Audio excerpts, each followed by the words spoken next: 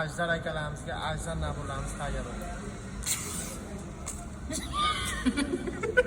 Bu naburlarimizga oshqcha kerak yo'q bir qator ko'rsatib o'taman, o'zlaringiz ko'rib baho berasizlar.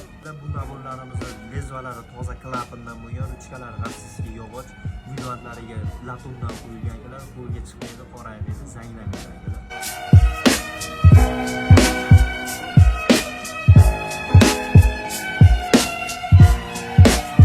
Ularimiz akalar kesish reaksiyasini ko'rsatib o'taman, bo'yin oladi pichoq. Go'sht maydalaydigan akalar. Qo'lg'on orasidagi go'shtlar chiqaradigan. Bunisi terishilgan pichoq akalar. Hammasi suvga oladi. Shunaqa toza naburlar kerak bo'ladigan bo'lsa, nomerdan qoldiraman. Bemalol aloqaga chiqishlaringiz mumkin. Like bosib oldinda bo'lishni unutmanglar.